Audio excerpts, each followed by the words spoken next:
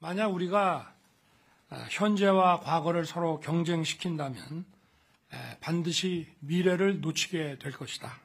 자유에 대한 강한 열망과 불굴의 리더십으로 2차 대전을 승리로 이끈 영국 수상 윈스턴 처칠의 말입니다. 과거는 직시하고 기억해야 됩니다. 그러나 과거에 발목이 잡혀서는 안 됩니다. 그동안 한일 관계는 악화 일로를 걸어왔습니다. 하지만 전임 정부는 수렁에 빠진 한일 관계를 그대로 방치했습니다. 그 여파로 양국 국민과 제1동포들이 피해를 입고 양국의 경제와 안보는 깊은 반목에 빠지고 말았습니다. 저 역시 눈앞에 정치적 이익을 위한 편한 길을 선택해서 역대 최악의 한일 관계를 방치하는 대통령이 될 수도 있었습니다. 하지만 작금의 엄중한 국제 정세를 뒤로하고 저마저 적대적 민족주의와 반일 감정을 자극해 국내 정치에 활용하려 한다면 대통령으로서의 책무를 저버리는 것이라고 생각했습니다. 국민 여러분, 이제는 일본을 당당하고 자신 있게 대해야 합니다. 세계로 뻗어나가 최고의 기술과 경쟁력을 발산하고 우리의 디지털 역량과 문화 소프트 파워를 뽐내며 일본과도 협력하고 선의의 경쟁을 펴야 합니다.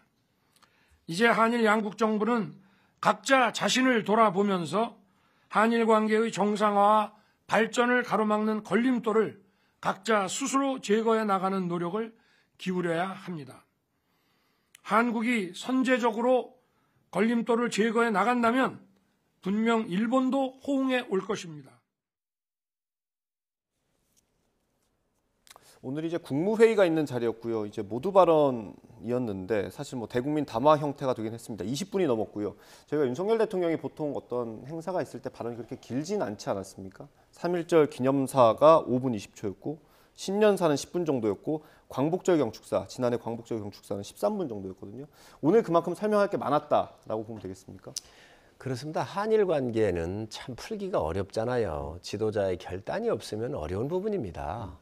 그리고 이 한일 관계에 있어서는 문재인 정부에서 문제를 일으켜놓고 문재인 정부에서 매듭을 못한 거예요.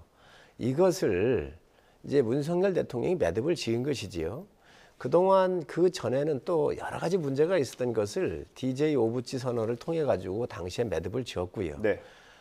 아마 한번 그 매듭을 지었으면 그 다음 정부가 좀 순리적으로 잘 이끌어갔으면 좋은데 또 그 이후에 매듭이 안 됐던 것을 이제 어느 지도자가 됐든 이 부분을 매듭을 지어야 되다가 보니까 대통령께서 오늘 이제 담화하신 것 같고요. 또 그 담화 내용 속에는 늘상 키워드가 이 과거를 직시하고 미래로 가자고 그런 거잖아요. 네. 그래서 그런 즈음에서 아마 국민들의 이해가 있을 것으로 생각을 합니다. 그러다가 보니 아마 설명하시기에 좀 시간이 걸리지 않았나 생각을 합니다. 예.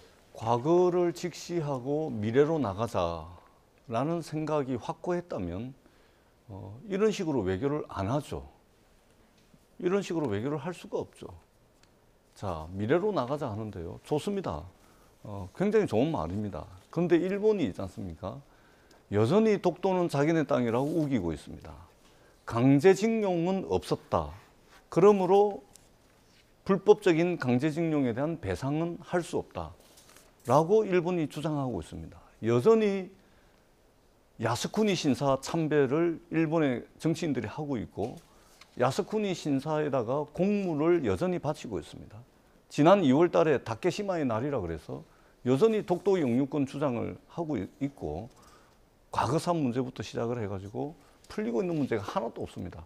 후쿠시마 원전 오염수 문제도 마찬가지입니다. 자, 이러고서 어떻게 미래로 나갑니까? 이러고서 과거를 직시하고 미래로 나가려면 정확하게 전쟁 범죄 국가인 일본의 사과와 사죄, 그 다음에 전쟁 범죄를 통해서 이익을 얻었던 일본 기업이 불법적인 강제징용을 통해서 얻은 이익에 대한 배상, 이거 해야죠. 그 다음에 앞으로 독도는 우리 땅이다 이렇게 주장하지 않겠다.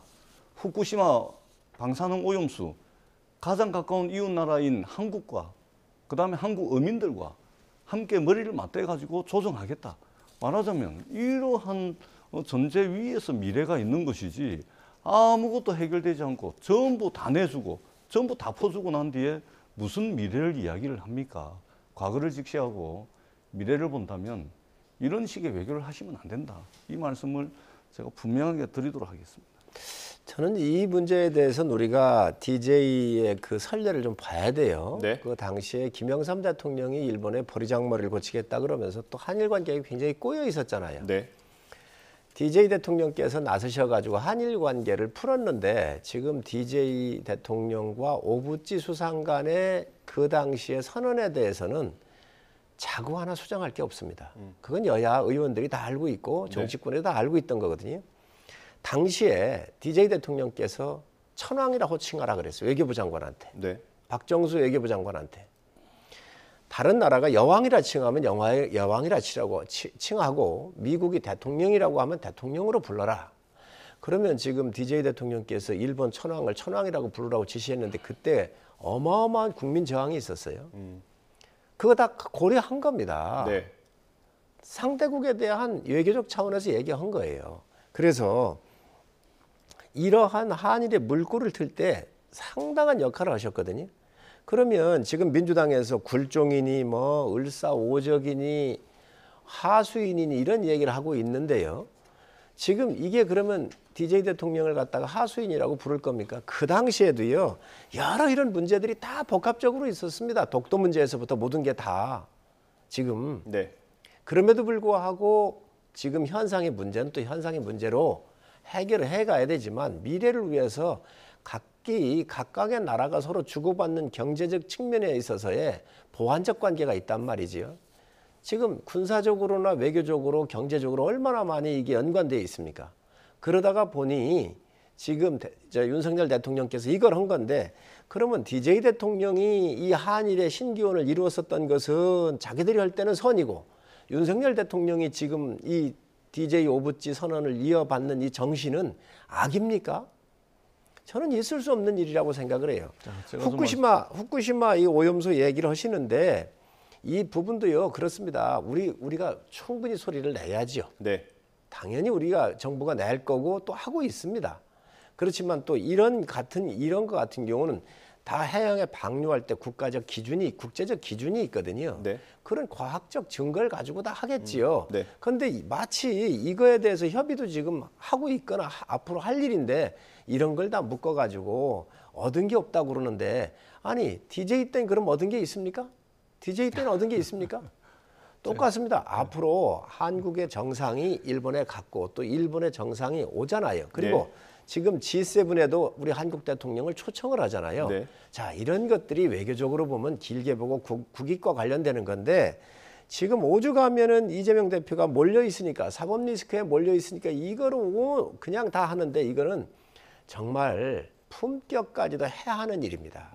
정말 이런 부분들은 안 했으면 좋겠습니다. 그러니까 이번에 한일 정상회담에 대한 평가를 우리 국민들께서 하고 계시잖아요. 예. 이미 하고 계시지 않습니까? 대통령 지지율이 떨어지고 있고 국민의힘 지지율이 떨어지고 있지 않습니까? 그리고 공교롭게도 기시다 일본 총리 이분이 한때 지지율이 20%대로 떨어졌다가 최근에 한일 정상회담을 계기로 해가지고 기시다 일본 총리의 지지율이 골든 크로스를 넘어서서 40%를 넘어가고 있습니다. 윤석열 대통령의 지지율은 떨어지고 기시다 총리는 일본 국민들의 지지를 받고 있습니다. 윤석열 대통령에 대해서는 우리나라 국민들은 윤석열 대통령의 대일 외교에 대해서 비판을 하고 있는데 일본 정치인들과 일본 국민들은 윤석열 대통령의 외교에 대해서 박수를 치고 있습니다. 답은 나온 것이죠.